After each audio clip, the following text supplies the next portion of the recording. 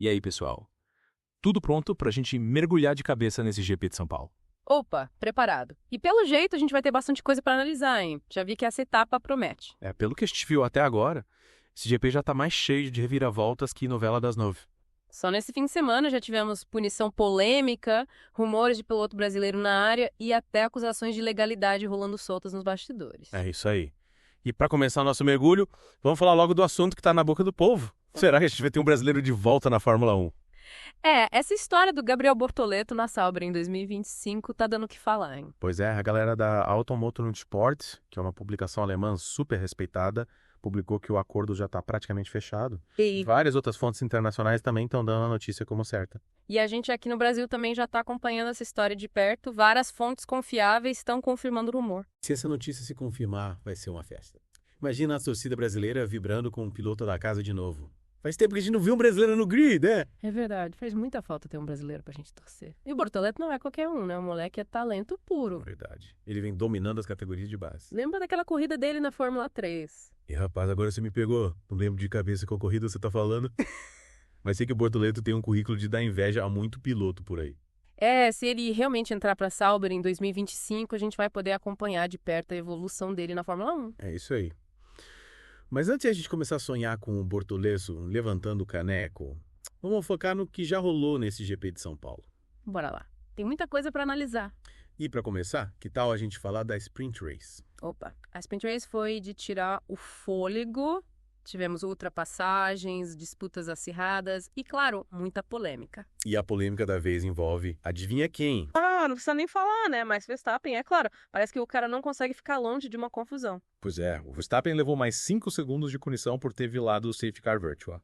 E para piorar a situação, ele ainda ganhou um ponto na carteira. E com essa punição ele acabou caindo para a 4ª posição na Sprint Race. Mas me diz uma coisa, você acha que a punição foi justa? Ou a FIA tá pegando pesado com o Verstappen? Olha, analisando friamente, a punição em si foi correta. Ele realmente cometeu uma infração. Mas é que essa já é a segunda punição seguida que ele recebe, né? Teve a confusão no ZWay também. Isso me preocupa um pouco. Parece que a FIA tá de olho no Verstappen, sabe? Qualquer coisinha que ele fizer, eles já estão prontos para punir. Será que isso pode prejudicar ele na briga pelo título? Pode ser. Se ele continuar acumulando pontos na carteira, corre o risco de ser suspenso em alguma corrida. E aí já era. Verdade? Mas vamos falar um pouco da disputa na pista. Porque a McLaren e a Red Bull deram um show na Sprint Race. É verdade, o Verstappen estava voando baixo, tentando de tudo para tirar a liderança da McLaren. Ele chegou a encostar no Piastri algumas vezes, mas não conseguiu ultrapassagem. Mas o ritmo da Red Bull estava impressionante, parecia que eles tinham encontrado um acerto mágico pro carro. E a McLaren não ficou para trás, né? O Piastri e o Norris se defenderam bem e conseguiram segurar a Red Bull. A McLaren está mostrando que veio para brigar de verdade esse ano, e a gente pode ter uma disputa épica entre eles e a Red Bull pelo título. E a Ferrari? Cadê a Ferrari nessa briga? Ferrari. Pelo jeito, eles ainda não encontraram o caminho das pedras. O Leclerc até que foi bem na Sprint Race, mas o Sainz ficou mais para trás. A Ferrari precisa melhorar bastante, se quiser se meter nessa briga pelo título. Mas o que tá me deixando de cabelo em pé mesmo é essa bomba que a Red Bull soltou nos bastidores. Que bomba do que você tá falando? A Red Bull tá acusando a McLaren e possivelmente outras equipes de usar um sistema ilegal para resfriar os pneus com água durante a corrida. Sério? Que história é essa? É isso mesmo. A Red Bull alega que a McLaren está usando algum tipo de dispositivo para injetar água nos pneus, para manter a temperatura ideal da borracha. Mas isso não é proibido. É claro que é proibido. Manipular a temperatura dos pneus para ter uma vantagem na corrida é considerado trapaça. E a FIA já se pronunciou sobre isso. A FIA está investigando o caso, mas até agora não tem nenhuma prova concreta contra a McLaren. Mas se a McLaren for considerada culpada, a punição vai ser pesada, hein? Com certeza. A gente pode ter desde perda de pontos e desclassificação do campeonato até multas milionárias. Imagina o tamanho do escândalo. Isso é um terremoto na Fórmula 1. E para piorar a situação, a gente ainda teve a chuva para adicionar mais um ingrediente nesse caldeirão de emoções. A classificação foi cancelada por causa da tempestade que caiu em Interlagos no sábado. A chuva deu um show à parte, né? Inundou a pista, os boxes, tudo. E a FIA teve que cancelar a classificação por causa da falta de segurança. E agora? Como fica a classificação? A FIA já remarcou a classificação para domingo de manhã. E para evitar mais problemas com a chuva, Eles adiantaram a corrida para 12,30. Ou seja, a gente vai ter um domingo de Fórmula 1 do começo ao fim. É isso aí. A gente vai ter que acordar cedo para acompanhar a classificação e depois se preparar para uma corrida emocionante à tarde. Vai ser um domingo agitado pra gente. Mas, voltando à treta da McLaren, me explica melhor essa história da água nos pneus. Como é que isso funcionaria? Pelo que a Red Bull está dizendo, a McLaren e talvez outras equipes estão usando algum tipo de dispositivo, sei lá, tipo um spray ou alguma coisa assim, para injetar água nos pneus durante a corrida. Mas pra quê? Qual a vantagem de fazer isso? A ideia seria controlar a temperatura dos pneus, mantê-los na temperatura ideal para ter mais aderência na pista. Ah, entendi. Tipo um ar-condicionado pra borracha. Isso aí. Mas o problema é que esse tipo de sistema é proibido pela FIA, E por que é proibido? porque é considerado uma forma de manipular o desempenho do carro. É tipo dar um boost artificial, sabe? E isso, claro, daria uma vantagem injusta a quem está usando. Faz sentido.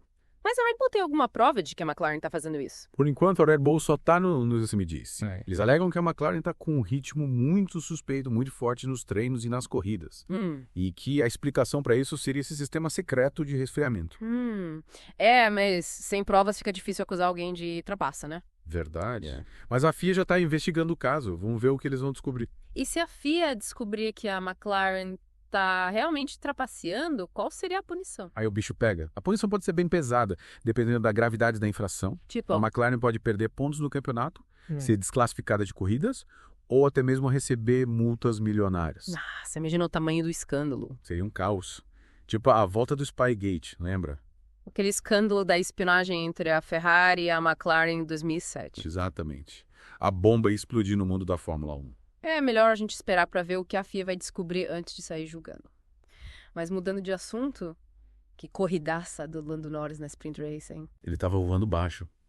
Dominou a prova de ponta a ponta. A estratégia da McLaren também foi perfeita. Eles deram DRS pro Norris nas últimas voltas e isso foi crucial para ele abrir vantagem e garantir a vitória. Mas e o Piastri? Eles comem apagado, né? O Piastri até que estava com um bom ritmo, mas a McLaren decidiu priorizar o Norris, mandarem ele dar passagem pro companheiro de equipe. Faz sentido. Eles queriam garantir a dobradinha. Mas essa decisão gerou uma polêmica, né? Teve gente que criticou a McLaren por ter roubado a vitória do Piastri. Mas no final das contas, o importante é que a McLaren conquistou os pontos da dobradinha. E o Verstappen?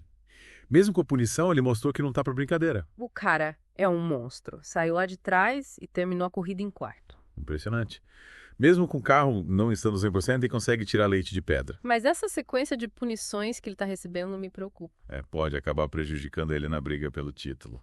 Falando em desempenho do carro, você viu a diferença na velocidade máxima entre o Verstappen e o Hamilton na Sprint Race? Vi sim. O Hamilton chegou a 355 km, enquanto o Verstappen ficou na casa dos 304 km. É uma diferença considerável. Mas isso não significa necessariamente que o carro da Red Bull é mais lento. Por quê? A velocidade máxima é influenciada por vários fatores, como o acerto aerodinâmico, o tipo de asa que o carro está usando e até mesmo o vento. Ah, entendi. Então não dá para comparar a velocidade máxima dos dois carros assim sem levar em conta esses outros fatores. Exatamente.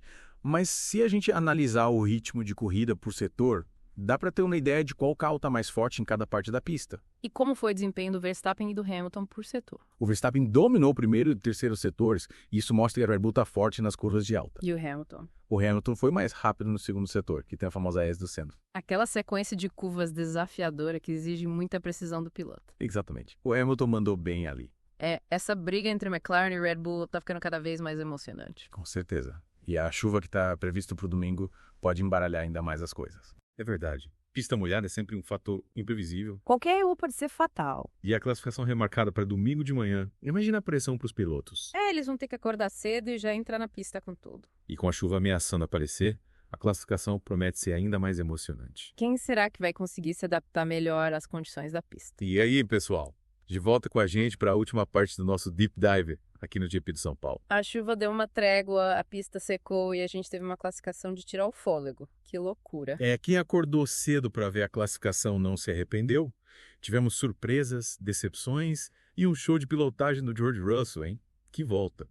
O cara tava inspirado, dominou a pista, parecia que ele tava flutuando nas curvas de Interlagos, conquistou a pole position com uma volta impecável. Impecável. E Lando Norris.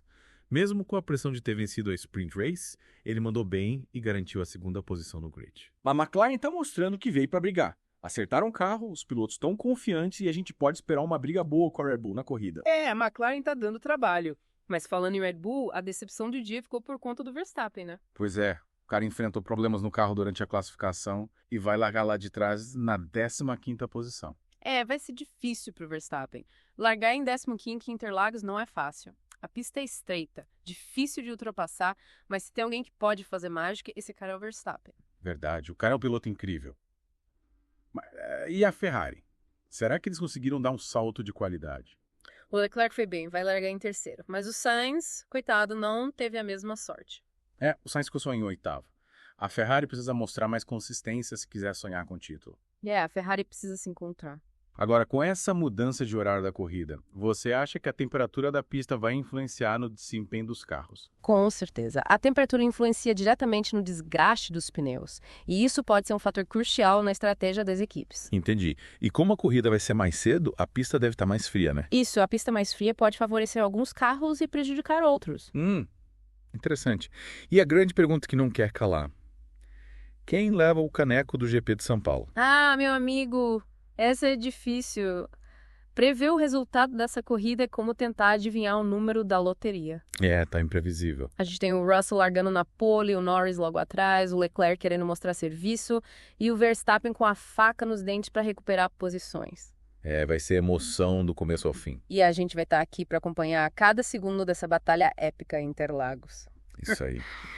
E você que está ouvindo a gente, quem você acha que vai cruzar a linha de chegada em primeiro? Compartilhe a sua aposta com a gente nas redes sociais. E não se esqueça de seguir a gente para ficar por dentro de tudo que rola no mundo da Fórmula 1. Valeu pela companhia e até a próxima. Tchau, tchau, pessoal.